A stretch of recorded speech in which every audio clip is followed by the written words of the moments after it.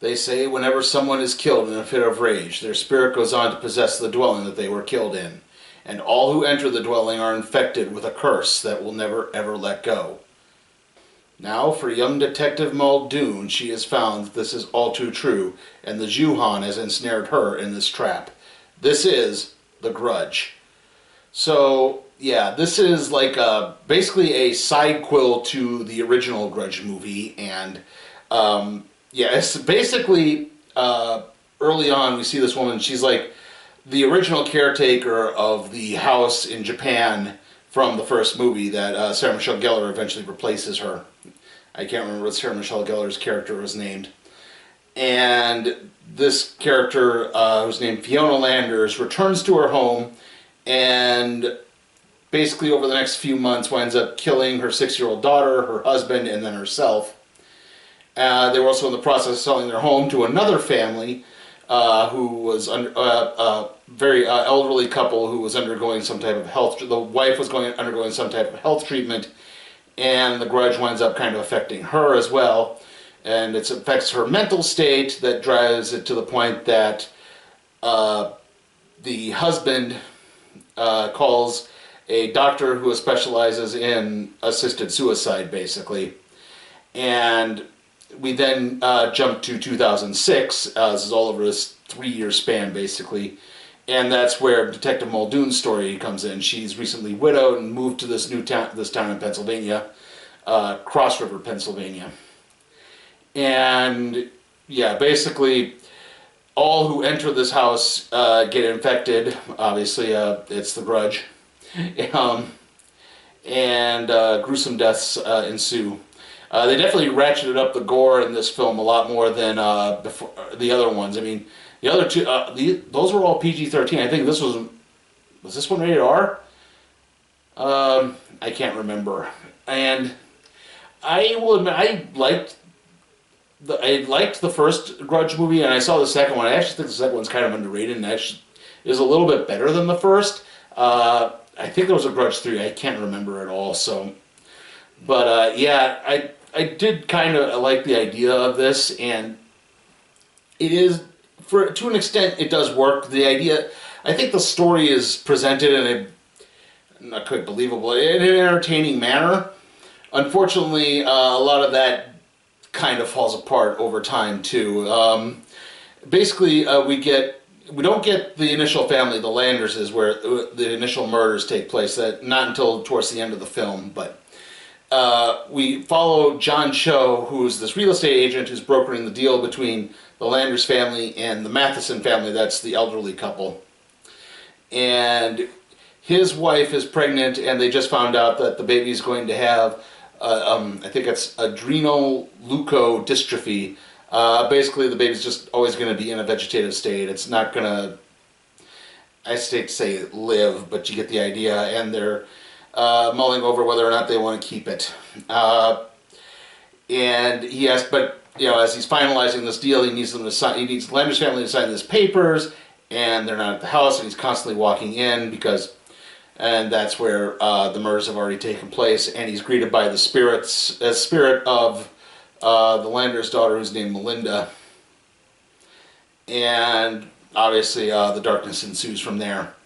And the way Muldoon is brought into this is they find it's like, yeah, see how this is kind of layered? Like Muldoon finds this wrecked car of this assisted suicide doctor, and it traces that back to the house, and it turns out that her partner, whose name is Goodman, had investigated the house earlier. He didn't enter the house, though. His partner did, and his partner wound up going crazy, shooting himself, and then when Muldoon tries to interview him, he gouges out his own eyes in an attempt to flee the Grudge. And but he communicated with detectives in Japan because of the similarities of these cases. And, you know, he starts to make the connection. And, you know, that's pretty much it, without spoiling a lot of the big twists, which there really aren't, but yeah, I think you can get the idea of what's going to happen. Unfortunately, that's probably the big drawback to this film is it eventually just turns into a remake of the first movie. I mean, I don't remember the second one doing that. I remember the second one kind of building on things and doing a few different things with it, but like I said, it's basically it's just the last half is beat for beat a remake of the first one. At which point, why not just remake the first one? It's been now, well, technically 15 years. The first one came out in 2004. We just crossed over into 2020, so yeah, 15, 16 years, whatever you want to say it is. But yeah, and yeah, at that point, why not just redo the first one and do it with like a Japanese immigrant family or something? I mean, it probably would have worked just as well. So yeah, like some effectiveness in it. The jump scare, most of the jump scares really, really do not work at all. I mean, the only one I would say that really worked was a scene where Mrs. Matheson is shown cutting some vegetables, and then it reveals that she's actually cutting off her own fingers. And that's about it. That's about the only like reasonably effective jump scare that seemed to work at all in the theater. And that was about, yeah, like I said, the jump scares don't really work. The story is interesting enough, but not enough to really hold some attention. The mind does start to wander. And like I said, it just turns into a beat-for-beat remake of the first one towards the end. So I am going to be giving The Grudge 2020 a D.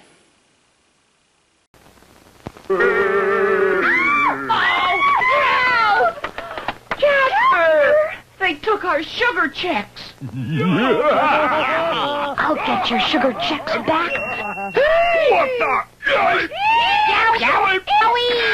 Sugar checks sure taste great. Sure, they're sugar frosted. And there's a surprise prize inside. Look for me on Sugar Checks and get your surprise prize.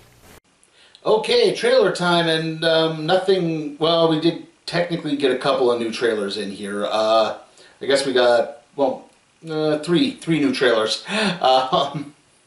We got The Kingsman, that's the Kingsman prequel. Then we got Gretel and Hansel, that's the movie I'm going to be trying to see at the end of the month. I'm hoping it comes to Bismarck. The fact that the trailer played before the movie here, it means that it's at least coming to the Grand. After that we have The Gentleman, which has Matthew McConaughey. It's a Guy Ritchie movie. Looks kind of in the vein of a more normal Guy Ritchie movie. Like kind of a spiritual successor to Rock and Rolla, which is probably the last really, really good Guy Ritchie movie. It has Matthew McConaughey and Charlie Hunnam and a whole bunch of people in it. It comes out the same week as Gretel and Hansel, so maybe I might use that one as a backup review if I can. After that we had Underwater again, that's the movie we're reviewing next week. Birds of Prey again, and then The Turning, which is the movie we're reviewing in 3 weeks. So yeah, hopefully I'll be reviewing that again. So that's pretty much it. So the next movie review is going, like I said, it's going to be Underwater. Then after that, it's going to be the random trade review on the J. Michael Straczynski Thor, Volume 2 of that. And then I'll try to see if I can squeeze in the NXT UK TakeOver. It'll probably be up Monday no matter what. Yeah, like I said, I don't know if I'll be watching it Monday, or I think I know it airs on a Sunday, but I don't know if I'll be watching it taped late or not. I'll be watching it taped late. Whatever. See you all next time.